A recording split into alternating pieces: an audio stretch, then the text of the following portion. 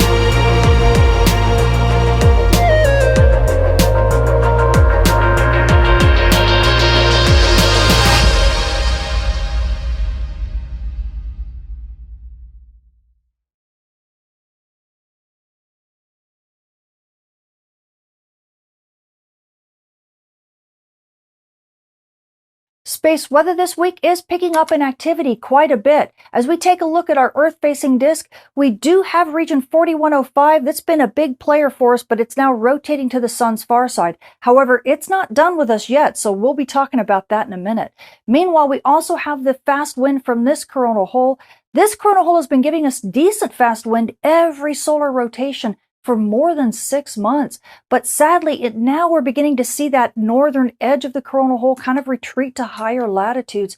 And so we're not in the path of this fast solar winds nearly as well, and it's kind of underperforming. So sorry, aurora photographers, but likely that's going to continue to be the case. Really, what the big story is this week is this cluster of regions here. Now, it started off with region 4111 right about the 14th. You see it kind of launch a solar storm connected to this filament here. We're seeing a lot of that. A lot of these filaments are kind of erupting when we get these flares from these bigger regions. But it's been pretty much a fake out. This one really, even though it's in the Earth strike zone, it didn't send much to us that was Earth directed. So we've gotten a little bit of a bumpy ride, but that is all. Now, starting on the 14th, it's region 4114 that really begins to grow quite rapidly. This region begins firing off big solar flares. In fact, you'll start seeing big solar storms launching from it too. But sadly, here's one right there. Sadly, again, even though they look like they might hit Earth in coronagraphs, they really aren't all that big a deal. So they're going up to the north, or even some of them are connected to eruptions that are occurring on the sun's far side. And we'll talk more about that when we look at our full sun map. But meanwhile, as this region continues to grow, it continues to fire big solar flares. Here's the biggest one right here. This was an M8.7 class flare, and then it also launched a solar storm. And again, when we look in coronagraphs, it really looks promising, but this was actually partly far-sighted because it was connected once again to a filament eruption on the sun's far side. So once again, another fake out. Despite being in the Earth strike zone, it's just not letting off anything that is going to give aurora photographers any treat. But as we take a look at the HMI imagery to give us an idea of the magnetic complexity, I wanted to show you how quickly region 4114 and 4115 have been growing, especially 4114, which is right here in the inset. This is 4115 over here. You're going to see this red region really begin to spin off like a little hurricane. You can even see it twisting and writhing as it comes up. That's when we started getting the big solar flares. You can see here on the 15th, watch it pulled up like this. Boom, there's the big M-class flare. Look at this thing begin to spin off and pull away from this main cluster. And then we get that X-class flare right about, let's see, where is it? Boom, I think that's it right there. And because of that, as this region begins to pull away, this was pretty much the last big flare that we had, and things have been kind of dying down a little bit since then. And it looks like much of this, much of the complexity is kind of evening out a little bit. It doesn't look like there's going to be a lot more big flares from this region, at least over the next few days. And we'll talk about why that is in a sec. And to do that, we have to come back to the main disk because we're going to talk about 4105. This is how this region comes back into play. As we move to the west limb of the sun, watch region 4105 suddenly get very busy. Whoosh, there's a nice big solar storm. Even the filament that we've been watching for a long time, it finally launches. Once it's right in this west limb longitude, what I'm calling a hot longitude. And so what I'm wondering is whether or not once this cluster of regions rotates to that hot longitude, if we're going to start seeing them pick up in activity as well. So this cluster of regions may not be done yet. It may kind of die down as it moves through here and then picks back up. So we're going to be paying close attention to that. But watch region 4105 as it continues its fireworks. You're going to see some incredible fireworks from this region. Of course, we are still seeing stuff from here, and I am worried about this filament as well. Let me just mention that. This filament is still hanging on, despite the fact that it's gotten activated in quite a few places. It's still there, but if it does launch over the next few days, this could be an Earth-directed solar storm. So we're waiting, we're just watching, but take a look again back at this region. It has just launched so many incredible eruptions on the sun's far side over the last few days. It's very surprising. I ended up having to take a look at stereo data, which will come up here in just a second as this thing continues to rotate through. Here we go. Here's some stereo data. So this is region 4105. You can see it because it's on the edge of this coronal hole. And watch this thing fire. Boom, right there, there's one. Boom, there's two, three. So there's at least 2 or 3 big eruptions back to back to back from this region on the sun's far side. So we're going to be watching it very closely. And like I said, when these regions begin to rotate to the west limb, we may start seeing some big eruptions from them as well, and radiation storms as well. So we're going to be paying very close attention. And then in about 2 weeks, we're going to start seeing some fast solar wind from this coronal hole. I know it's kind of hard to see, but you can see a little bit of it as it rotates into Earth view. This is going to definitely give aurora chasers a chance to get some decent fast solar wind. So aurora is coming, even if we don't have any Earth-directed solar storms, but we're going to have to wait maybe about 10 days. And now switching to our full sun map, we take a look at our full sun using SDO AIA imagery in red. That's what you see here for the sun's front side. And then solar orbiter EUI imagery all in blue here. So it shows the sun's far side.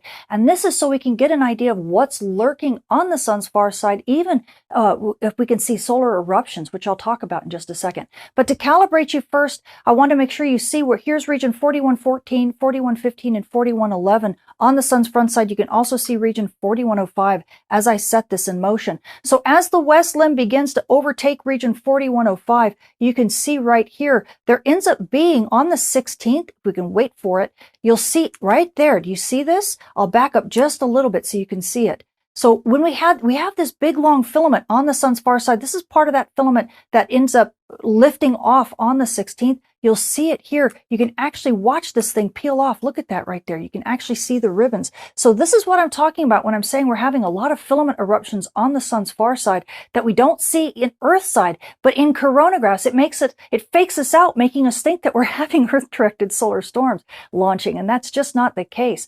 But as you can watch here, as we move into the regions that are going to be rotating into Earth view here over the next couple days, you're seeing a new region emerge right there. So that's interesting. We're going to see whether or not this is going to become another set of big flare players that enters into view. And then look on this side, look at just behind the west limb of the sun, look at region 4105 just flaring away. This thing is going to be very fun to watch on the sun's far side. We might get a couple full halos because this region is so active. So be aware of that. If we get big full halos over the next few days, it might not be Earth directed. It might be another fake out from this region right here. So both stuff going on in the east limb, stuff going on the west limb just behind the Earth view. So some exciting times are ahead for us, and amateur radio operators and emergency responders expect those big solar flares to kind of drop down a little bit, but they could pick up again here in the next few days. And now taking a look at our current conditions over the last 24 hours, we switch to our global geochron map. And the first thing we'll take a look at is the DRAP radio blackout meter. This shows how intensely radio blackouts have been affecting HF and VHF radio communications. So you can see a lot of radio communications even over the Western Pacific here, but very shortly you're going to see a big X-class flare. We watch it right there. You back up just a smidge. Look at this. It completely clears out all radio communications, even over half of the United States. So if you were an amateur radio operator or emergency responder and you wondered why you were having issues with HF and VHF radio communications, especially HF, it's much, much worse.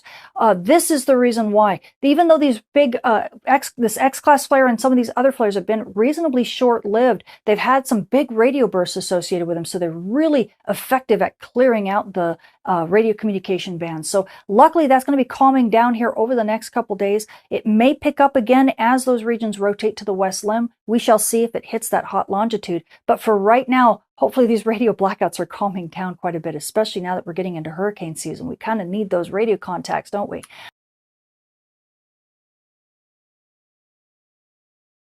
Not to mention, you'd appreciate this. Have you spoken to Bob Jacobs ever? 64? Yeah, many times. Yeah. So, yeah, I'm sure you have some great content with him. He's a really believable guy, in my opinion. He was deleted by the government. And then, Mansman, his major in the Air Force. What a brave act by Mansman. To go back and say... So this say, is a guy, just to explain to our audience, this is a guy, Bob Jacobs, who, as a young captain in the US Air Force, was asked to photograph a fairly mundane launch of an ICBM test prototype missile from Edwards Air Force Base. In the course of the launch of that missile, they didn't know it at the time, but when they reviewed the film footage, there is a UFO circling the warhead and shooting at it with a laser beam. And, of course, the usual suspects attacked him when he came public in Omni magazine in the 70s and basically said he'd seen this and said that's just a load of nonsense. And to his great credit, I love one of the things I think we often I certainly do in the media, you tend to assume the worst about all military and all intelligence. But the thing I've learned, especially from reporting from war zones, is there really is an honor in the American officer class. And these men and women are inculcated with a decency that is drilled into them. It's a character thing to be truthful. And so the commanding officer of Bob Jacobs, he'd been there when they'd watched this film. And Bob asked him for support, and he supported him and verified that that's exactly what happened, and that these two, I think, CIA guys had basically told them to shut up about it. That's exactly right. And so the update here, why Bob Jacobs is related at all to Malmgren, is people don't know this. I have footage of Bob Jacobs.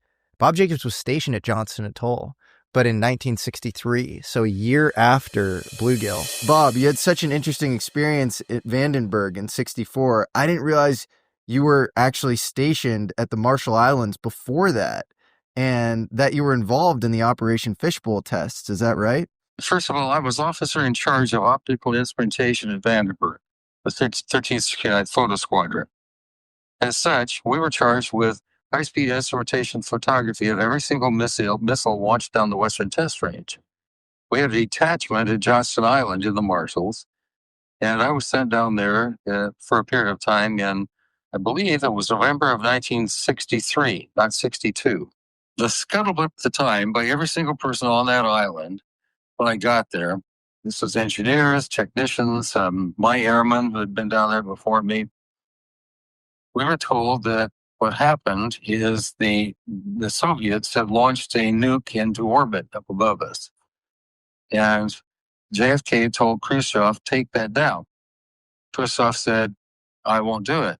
JFK said, then we'll shoot it down. And Khrushchev said, you don't have the technology to do that.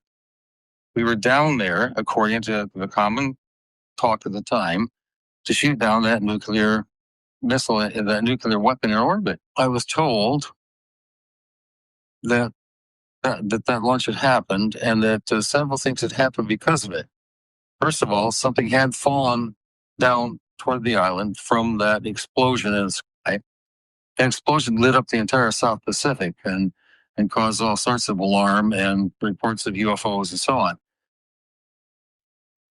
And something had been recovered. I was never told what it was.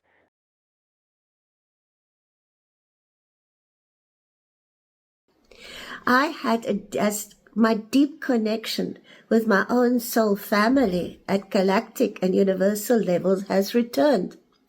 I can now remember clearly who I am at universal levels, and to me it was now okay. I know now who I am in truth because I really connected to my soul in the deepest levels. And I really could ask you to connect to your soul, because your soul has all the talents, the abilities, the knowledge, and the know-how that you need for the next few years, and also to build that new golden age. And it doesn't matter about age. It doesn't matter whether you are 10 years old or whether you're 100 years old. That vision is now greater than the call of self. It means that we will now not just focus on what we want to really co-create in the new golden age with love, because it's already being anchored in the here and now, with every thought you think, with every word that gets out of your mouth, and also with every deed that you take or do not take. That's how important it is. When love is in your thoughts, when love is in your words, when love is in your deeds, you cannot be other than the love you in truth are. It comes naturally. And with that, the inner peace comes naturally, the inner equilibrium. And every moment that you are pulled out of that, you have the power to immediately stop the bus and say, up to here and no further. And also when things start happening in your life, to always ask, what is this teaching me? What is it that I have not owned within myself? What is this mirroring back to me where I still need to do my forgiveness decrees and forgive myself and others? that is so important here because it's with countries now as well.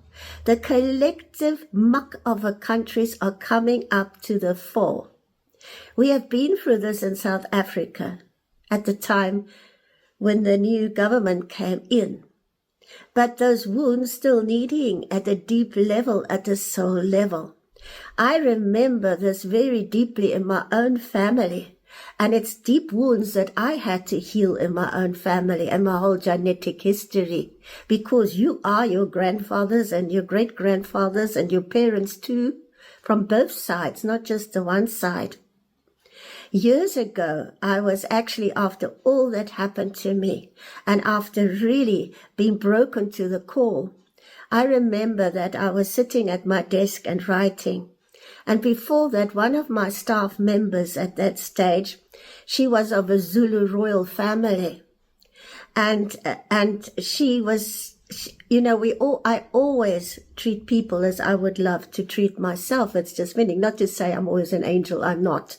I have my shadow as much as I like. I have my good side, my other side, and I own my shadow. I always try to. But something happened there that made me aware of something that I never really gave thought to. And I was told by one of my staff members that this beautiful soul had actually contracted AIDS.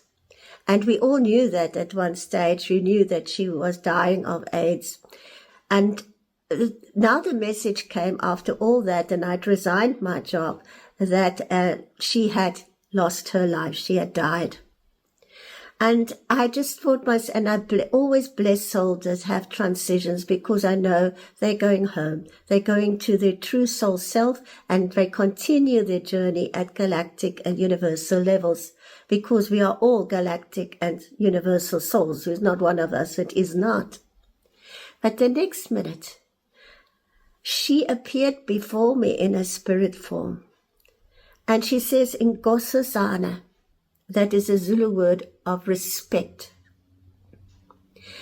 She said, Nkosazana, I cannot leave this planet without asking you for forgiveness.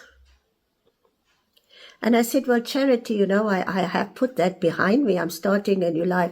She says, no, Nkosazana, I want to tell you something. What they did to you was not right. But I never had the courage to step out and actually say what is in my heart.